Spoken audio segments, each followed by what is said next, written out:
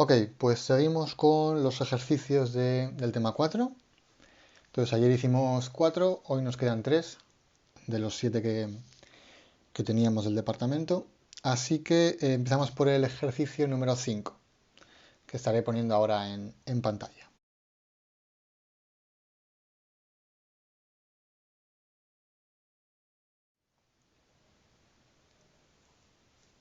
Entonces aquí nos dan, eh, directamente nos dan la curva o la función de demanda marshalliana, que es del bien 1, que es igual a 3 por la renta menos P sub 1 más 2 P sub 2, todo ello partido E, 2 P sub 1.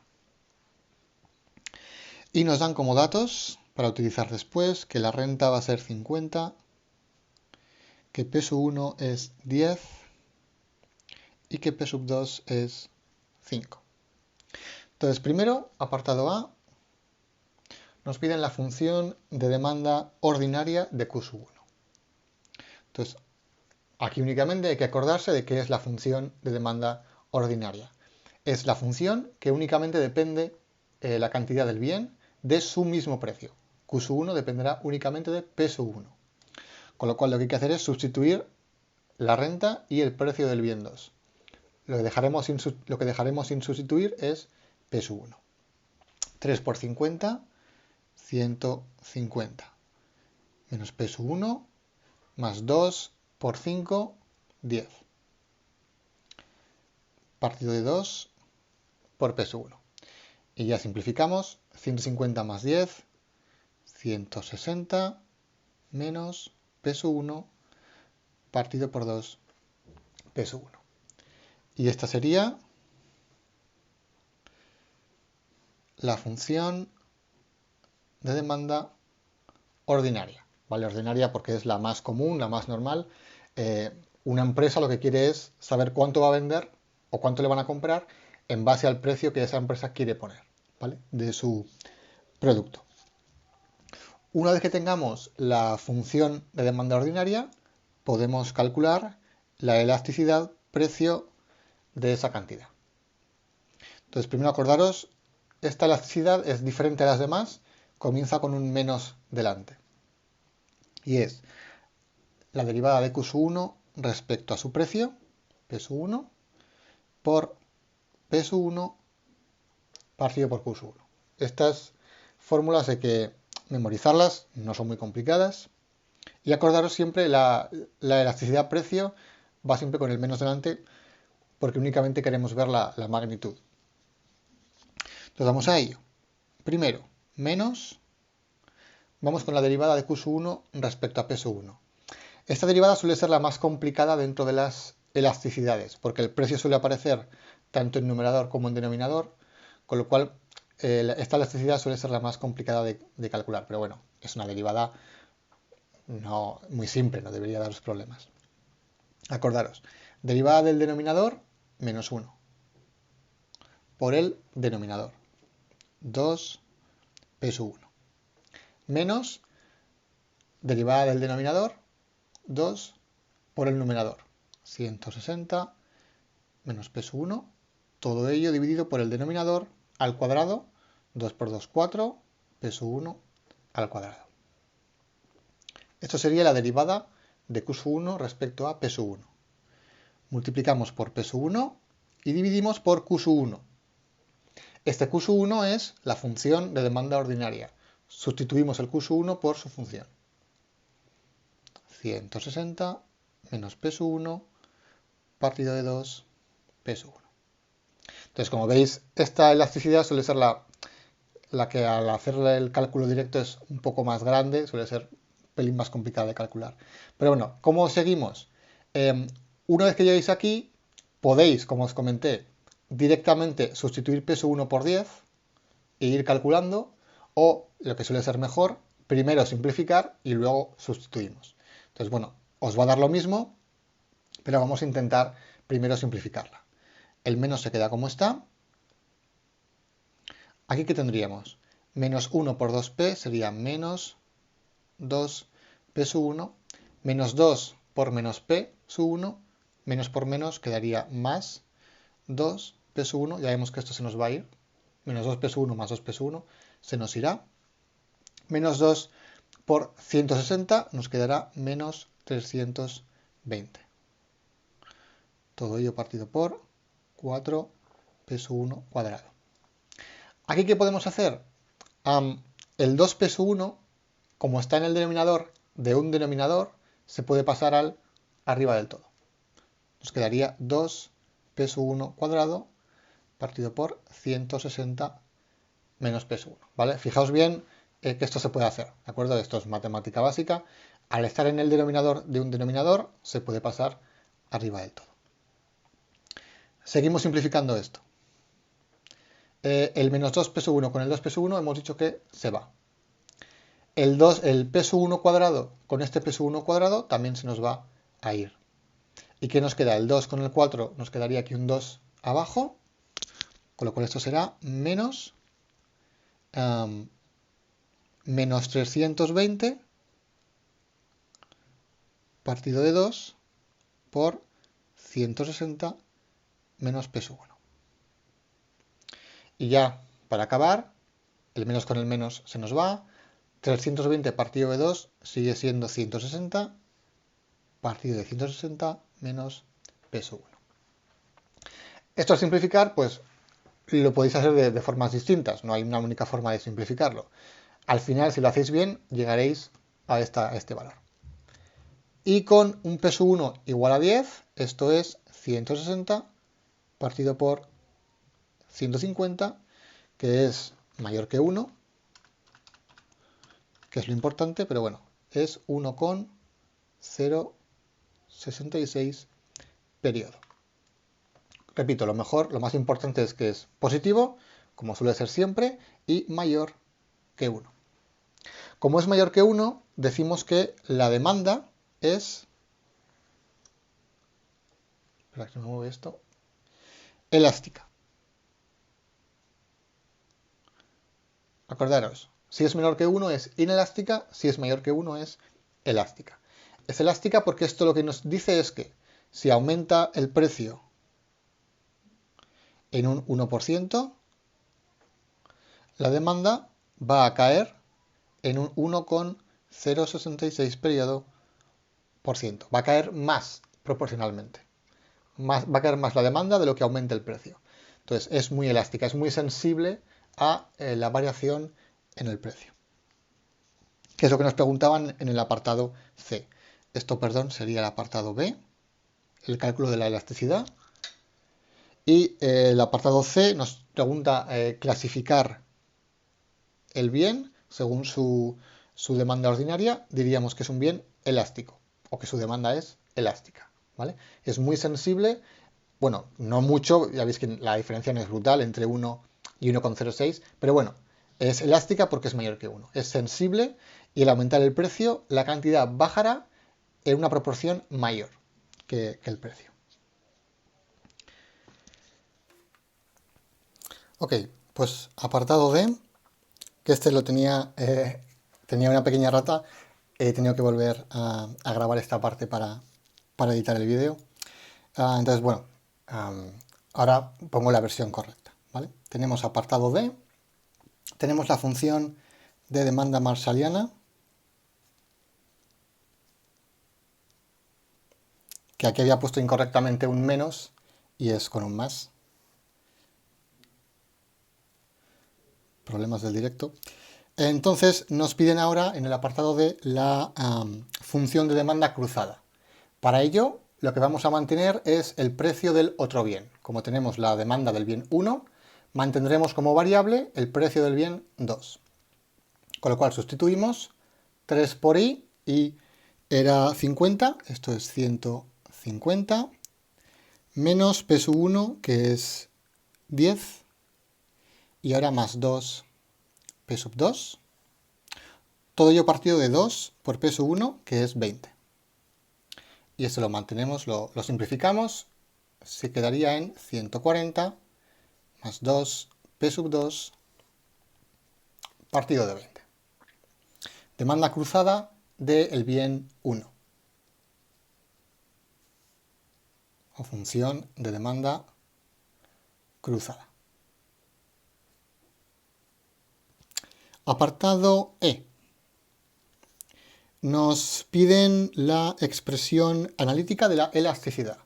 Vale, pues exactamente igual que anteriormente, la función de la elasticidad es igual a la derivada de Q1 en función de P2, la variable que hemos dejado, por P2 partido por Q1. Vale, recordar que de nuevo en esta elasticidad no ponemos el negativo, el menos. Solamente ponemos el menos en la función de elasticidad precio del mismo bien, ¿vale? De Q1, P1. Si el precio es diferente al bien, si es la cruzada, no ponemos el menos. Entonces, primero calculamos la derivada. Derivada de Q1 respecto a P2, pues 2 partido por 20. Eso si queréis lo podemos simplificar. 140 partido por 20 nos va a quedar 7. Y aquí tendríamos más un décimo de P2, ¿vale? No hace falta hacerlo, pero bueno, si lo simplificáis veréis más simple que la derivada de Q1 respecto de P2 es 1 partido de 10. Y esto va multiplicado de P2 y lo dividimos de Q1. Y en vez de Q1 ponemos la función que hemos utilizado, la función de demanda cruzada. Voy a emplear esta porque luego para simplificar va a ser mejor. 140 más 2, P2 partido por 20. Bueno, si queréis también esto se podría haber simplificado de otra forma, lo vamos a hacer aquí. Esto se puede hacer así, 1 partido de 10 por P2. Y aquí lo que vamos a hacer es dividir por 2 tanto numerador como denominador, ¿vale? También se podría hacer aquí si lo queréis, es otra forma de simplificarlo. Dividimos por 2 tanto numerador como denominador y nos quedaría 70 más P2 partido por 10, ¿vale? Es exactamente lo mismo. Si deriváis esto respecto a P2, os va a dar el mismo 1 partido por 10 que teníamos aquí. Pero ahora nos va a quedar algo más simple en el denominador. 70 más P2 partido por 10. Seguimos simplificando. Este 10 se va con este 10 y nos queda P2 partido por 70 más P2. Así tendríamos la elasticidad precio cruzada de Q1. Y ahora nos preguntan cómo son los bienes. Si los bienes son complementarios, sustitutivos o independientes. Para ello recordamos, el precio del bien 2 nos lo daba el ejercicio, era igual a 5. Sustituimos la elasticidad precio cruzada del bien 1, pues cambiamos P2 por 5 y nos queda 5 partido de 75. Esto se puede calcular, si tengo la calculadora. No hace falta, pero bueno, lo calculamos. No hace falta porque lo importante es el signo. Lo importante es ver que esto va a ser positivo. ¿Vale? Originalmente, los que hayáis visto el vídeo anterior, al poner aquí el menos, pues me salía justamente el signo negativo y los bienes eran diferentes. Pero bueno, lo importante es que ahora el signo es positivo. ¿Qué implica que el signo es positivo? Bueno, si lo memorizáis, implica que son bienes sustitutivos. ¿Por qué? Ahí está un poco la gracia. Vamos a explicar por qué el hecho de que sea positivo nos implica que los bienes sean sustitutivos. Si somos un poco más estrictos, habría que decir que son sustitutivos brutos, y si somos realmente correctos, hay que decir que el bien 1, que es el que hemos analizado, es sustitutivo bruto del bien 2. Lo típico en el examen, si me ponéis tal cual esto, pues no va a estar extremadamente mal, pero bueno, lo correcto sería decirlo todo. Entonces, ¿cómo podemos saber que son sustitutivos sin memorizar que el signo es positivo. Lo que vamos a ver es qué ocurre si, por ejemplo, aumenta el precio del bien 2. Si aumenta el precio del bien 2, por la ley de la demanda, si los bienes son normales, si no hay nada extraño con ellos, bajará la cantidad del bien 2. ¿Vale? Esto es por la ley de la demanda. Al aumentar el precio, baja la demanda de ese bien. A su vez hemos visto, como el signo es positivo, que al aumentar el precio del bien 2, también aumentará la cantidad de demanda del bien 1. ¿Vale? Eso es lo que nos está diciendo la elasticidad. Pongo aquí la fórmula, la meto en el vídeo, que no le había comentado.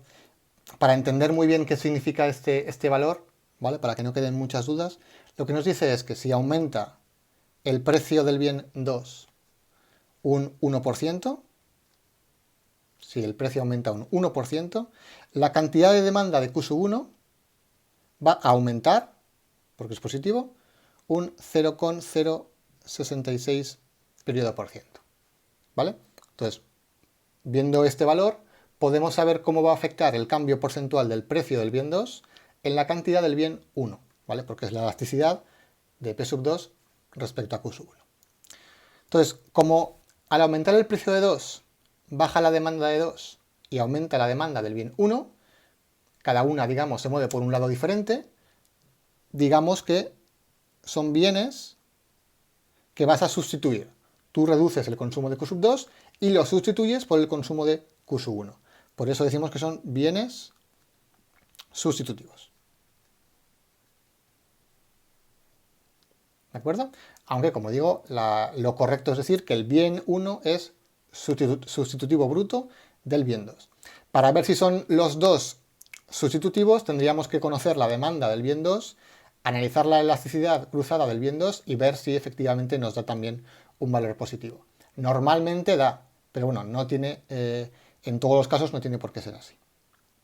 Aquí lo importante es que si aumentas el precio del bien 2, ese consumidor va a sustituir el consumo del bien 2 por consumo del bien 1. Bajará el bien 2 y aumentará el del bien 1. Vale. Y con eso acaba el ejercicio número 5.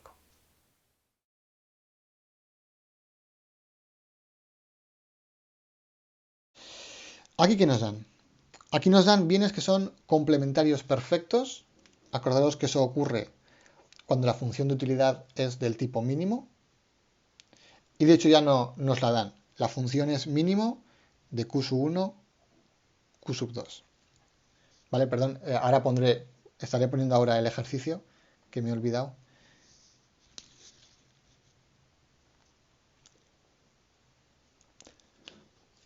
Ok, de todas formas tenéis los ejercicios en el PDF en el Moodle, si no queréis verlos en el vídeo. Entonces nos dan la función de utilidad de ambos y nos dicen que tienen unos precios P sub 1 y P sub 2. ¿Vale? Este es también un poco más teórico porque no nos dan ningún valor de P sub 1 y de P sub 2. Y también una renta I. Entonces, apartado A, nos piden obtener las funciones de demanda marshallianas de ambas cantidades, de Q sub 1 y de Q sub 2. ¿Vale? ¿Cómo lo hacemos?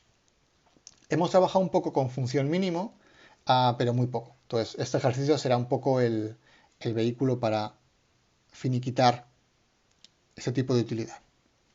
Entonces, si aquí teníamos Q sub 1 y Q sub 2, ¿qué forma tenían las curvas de indiferencia? Si os acordáis, las de mínimo tenían forma de L. ¿Por qué? Porque lo que queremos es únicamente valorar el mínimo valor. ¿Vale? Pongo un ejemplo. Imaginad que tenemos el mínimo entre 2 y 3. Eso va a valer 2. ¿Vale? Nos fijamos en cuál es el más pequeño de ambos valores y nos quedamos con el más pequeño, con el mínimo.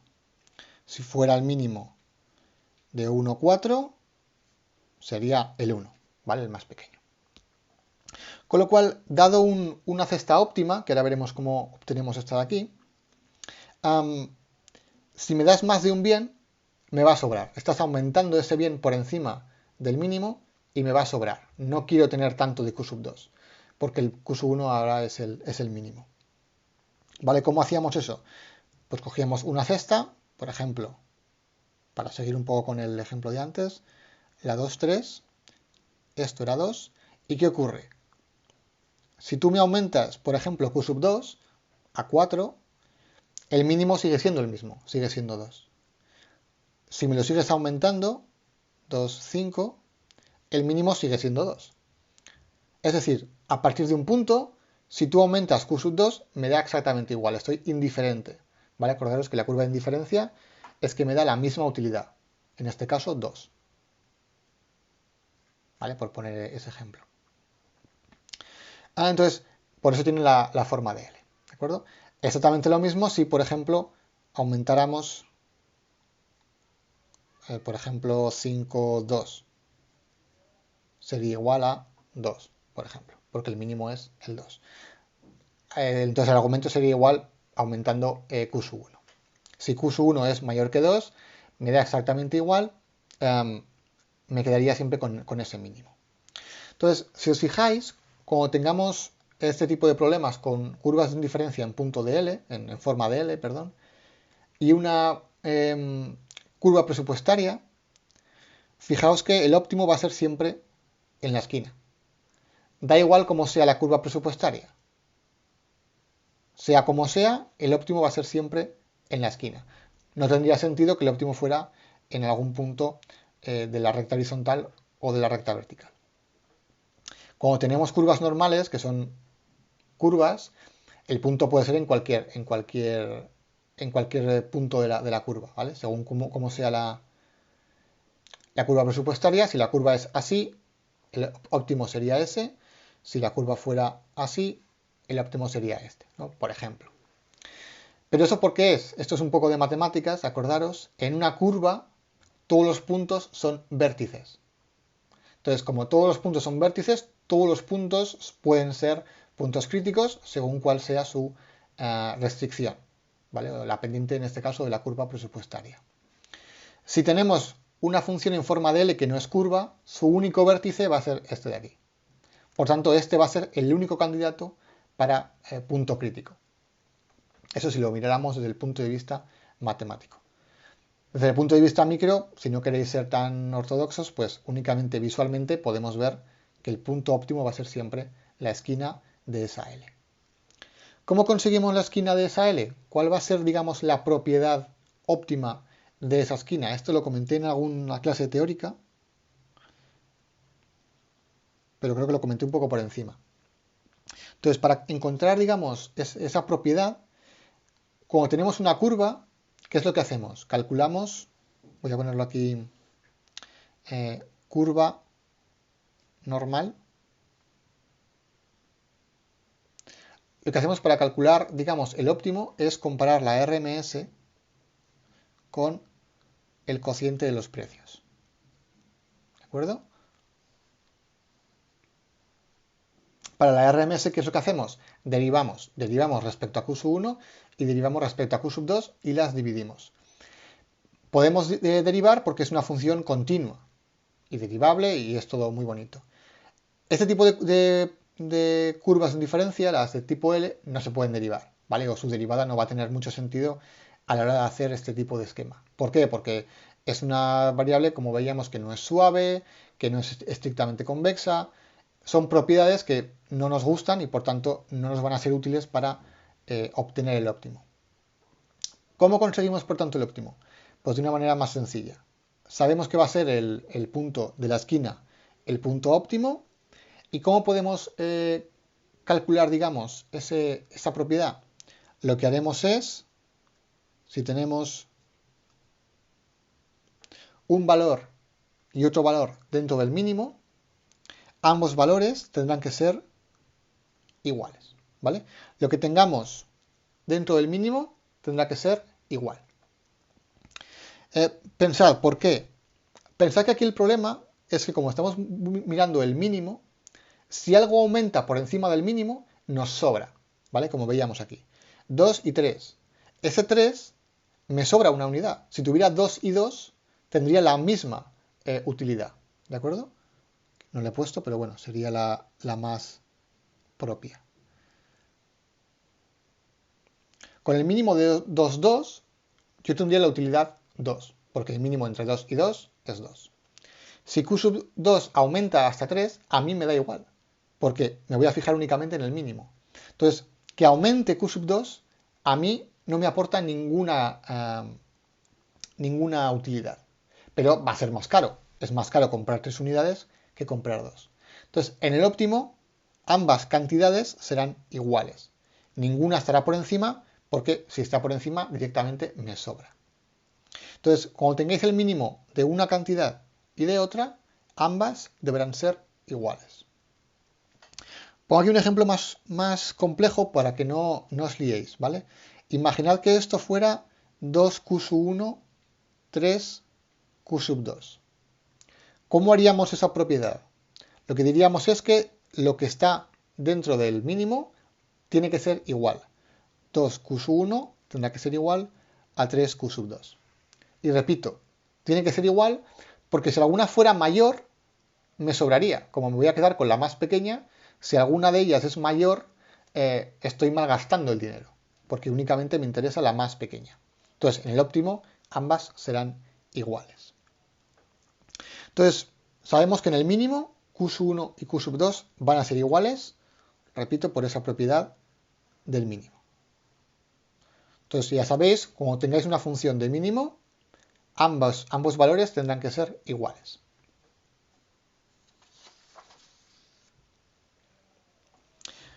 Entonces, en este caso, teníamos una muy simple, que es q sub 1 y q sub 2. Repito, sabemos que en el óptimo q sub 1 será igual a q sub 2. No querremos que ninguna sea mayor que la otra. Entonces podemos ir ya a la función de gasto.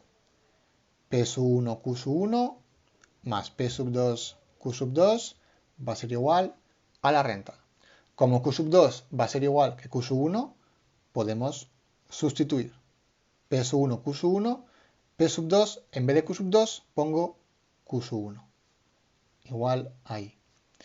Esto podemos sacar factor común q sub 1, que multiplicará a P sub 1 más P sub 2. Y ya directamente despejamos q sub 1 igual a i partido de P sub 1 más P sub 2. Y esta sería la función de demanda ordinaria. Perdón, ordinaria no. Perdón.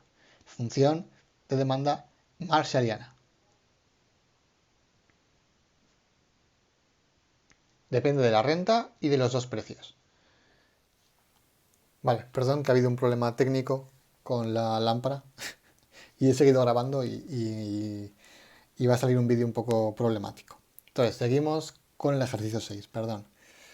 Teníamos la curva de demanda marshalliana del bien 1 y haciéndolo exactamente igual, ¿vale? Acordaros, teníamos que q sub 1 va a ser igual a q sub 2.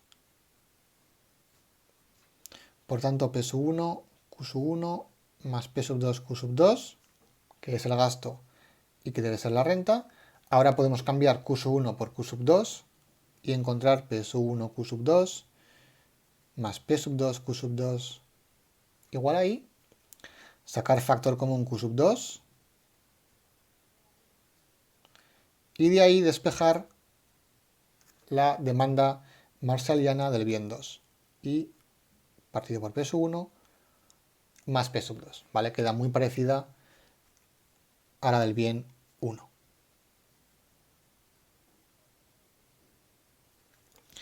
Y con eso tendríamos ya el apartado A.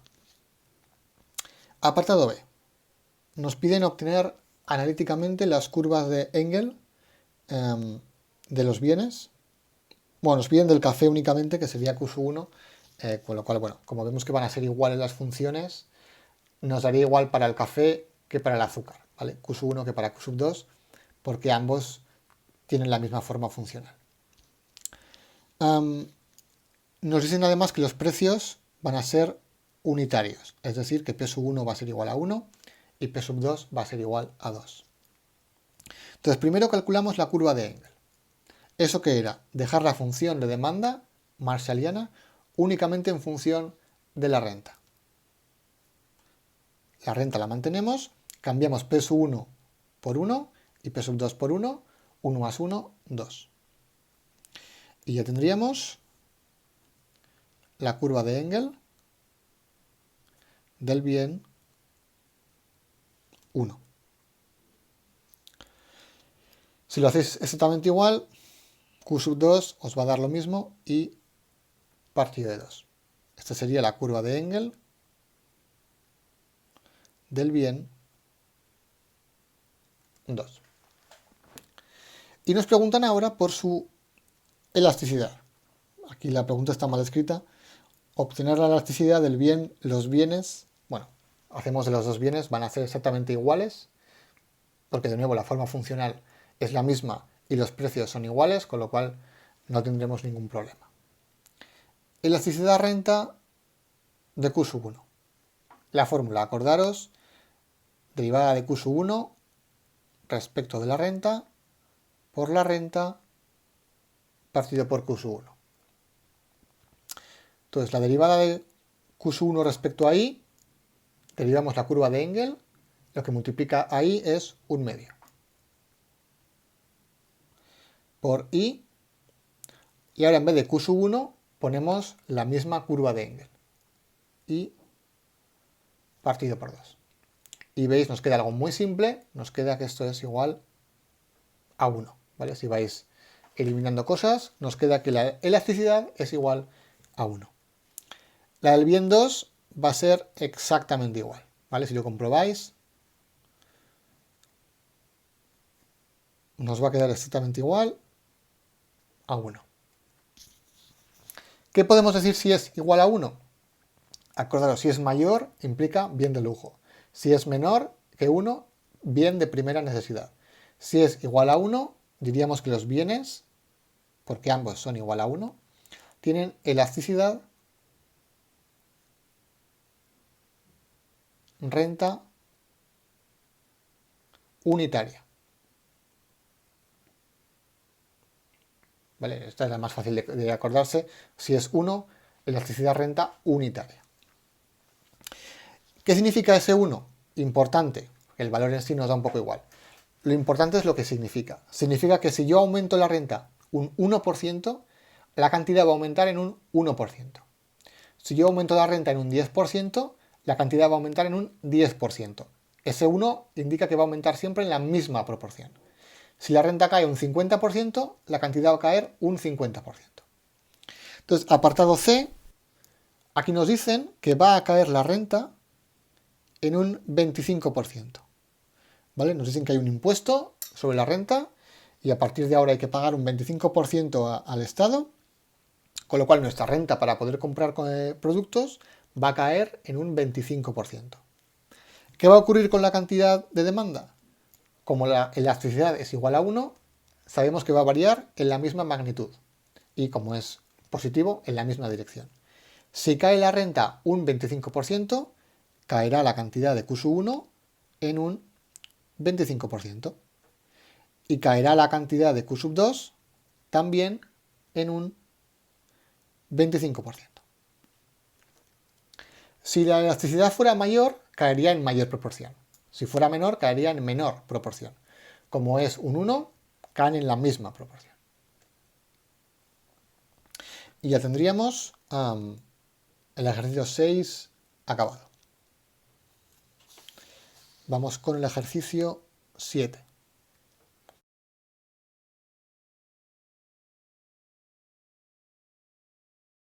Que estaré poniendo ahora en pantalla.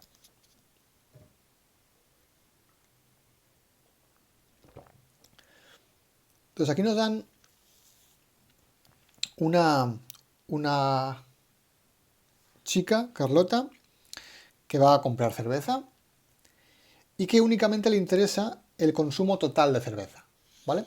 Cuando nos diga que únicamente le interesa el consumo total, la magnitud total de Q sub 1 y Q sub 2, quiere decir que su utilidad va a ser igual a Q sub 1 más Q sub 2, ¿vale? No tiene ninguna preferencia, digamos, entre Q sub 1 y Q sub 2, solo le interesa el total, pues sumamos ambas magnitudes, Q1 más Q2. Se podría hacer más complicada la función, pero bueno, cogemos siempre la más simple. La más simple es sumar ambas cantidades.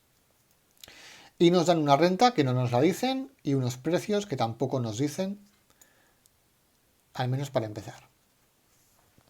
Nos preguntan, representar gráficamente el mapa de líneas de indiferencia del consumidor. ¿Cómo hacemos esto? Esto ya lo hicimos en algún ejercicio, creo que era con detergentes y lo mismo, eran dos marcas de detergente y únicamente le interesaba el total, ¿no? Pues esto va a ser igual. ¿Cómo hacemos las curvas de indiferencia? Bueno, primero dibujamos el conjunto factible de posibles, bueno, conjunto factible sería con la recta presupuestaria, el conjunto de elección. Q1 en el eje horizontal, Q2 en el eje vertical. ¿Cómo dibujamos las curvas de indiferencia?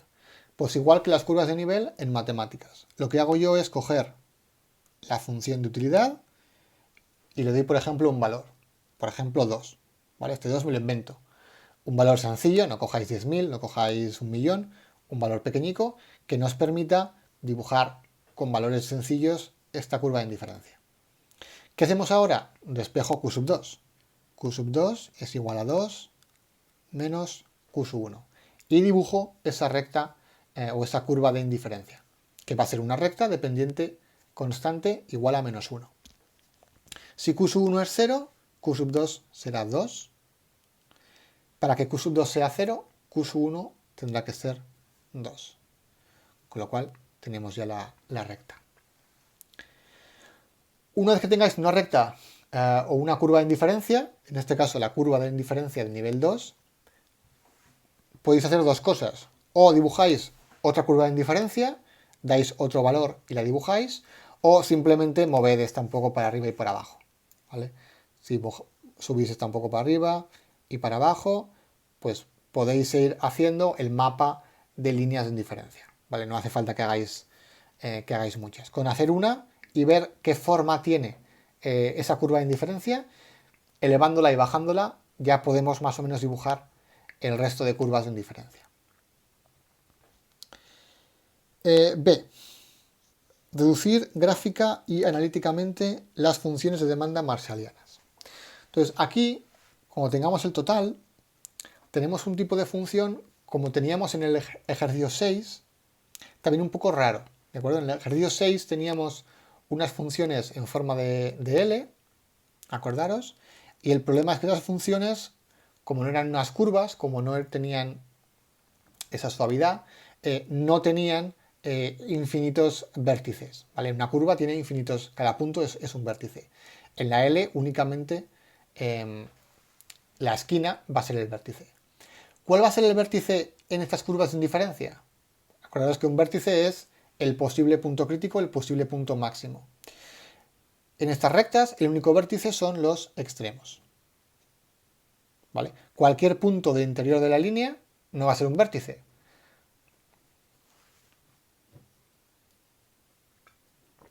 Así que únicamente van a ser los extremos. Por tanto, la demanda que tengamos de un bien será o bien consumiremos todo lo que podamos de un bien y nada del otro, o consumiremos al revés, todo lo que podamos de Q2 y nada de Q1. ¿Cuál sería la posibilidad? Va a depender de los precios. Entonces voy a poner un gráfico para que lo veáis únicamente con la curva de indiferencia 2, ¿vale? Para que no sea muy lioso el gráfico.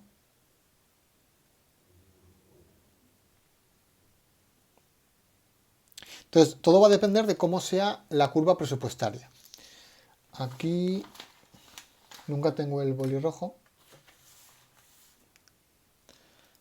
Voy a parar. Vale, he encontrado el boli rojo. Entonces, tenemos dos posibilidades. O bien tendremos este consumo, o bien tendremos este consumo. ¿De qué dependerá? De los precios y de cómo sea la curva presupuestaria. Si la curva es de este tipo,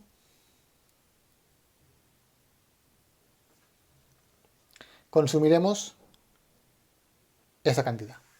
acuerdo? Si la pendiente es más pequeña en la curva presupuestaria, consumiremos esta cantidad. ¿Por qué? Fijaos, porque es la que me da mayor utilidad. Cualquier otro punto de esa curva presupuestaria va a estar por debajo de la curva de indiferencia. ¿De acuerdo? El único punto en el que la curva de indiferencia se toca con la curva presupuestaria sería este de aquí. ¿Vale? Generalmente, pongo aquí otra vez lo que sería lo normal, tendríamos una curva, una recta presupuestaria y una curva de indiferencia. Donde se choquen, donde se toquen, será el punto óptimo, el punto que elegiremos. Cuando son dos rectas, claro, se van a chocar únicamente o en esta esquina, este vértice, si la recta presupuestaria tiene una pendiente menor que esta curva, o tendríamos el otro caso,